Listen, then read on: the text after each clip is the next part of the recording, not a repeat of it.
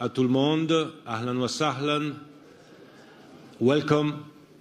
Qu'est-ce de langue, c'est tout. Bienvenidos. C'est tout. Bienvenue à tout le monde.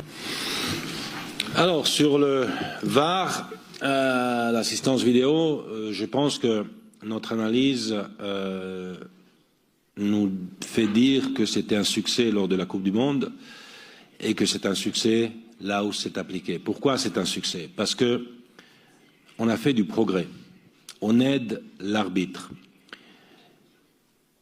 Lors de la Coupe du Monde, il y a eu 455 incidents, situations qui ont été analysées par la VAR. Sur ces 455, 95% des décisions des arbitres étaient correctes, déjà.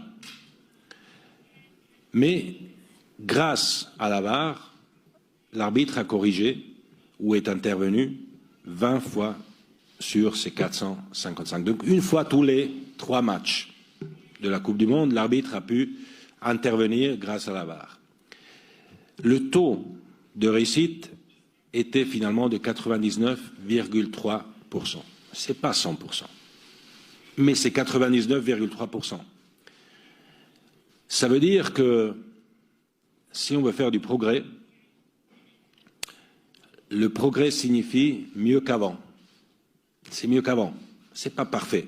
Une fois ça tombe sur le Maroc, une fois ça tombera sur l'Algérie, une autre fois sur la Tunisie, une autre fois sur la Suisse, une autre fois sur l'Italie, et une autre fois sur le Brésil. Et la perfection n'existe pas et n'existera probablement jamais, mais on aide l'arbitre et c'est ça qu'on veut. Et on va s'améliorer.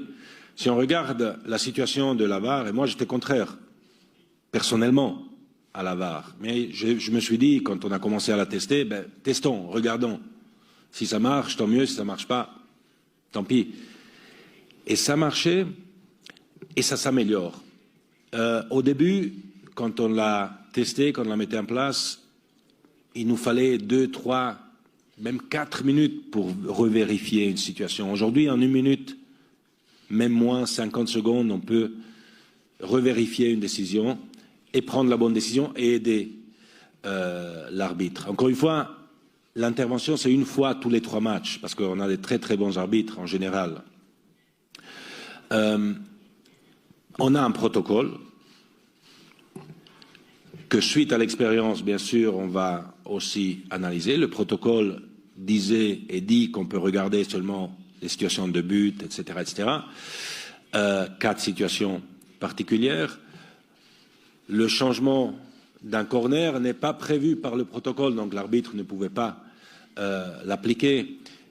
S'il y a une erreur d'un arbitre, grâce à la VAR, on essaye de la corriger. Parfois, très rarement ou beaucoup moins rarement qu'avant, c'est pas possible de la corriger. Mais de toute façon, en tant que président de la FIFA, je préfère avoir une erreur tous les 20 matchs plutôt qu'une erreur tous les 3 matchs. L'idéal serait d'avoir aucune erreur, pas d'erreur du tout, mais ça, malheureusement, pour l'instant encore, c'est pas possible. On s'améliore. Il y a aujourd'hui 55 pays qui le mettent en place. Le Maroc va le mettre en place aussi et vous verrez qu'avec le temps, on va devenir encore mieux et encore plus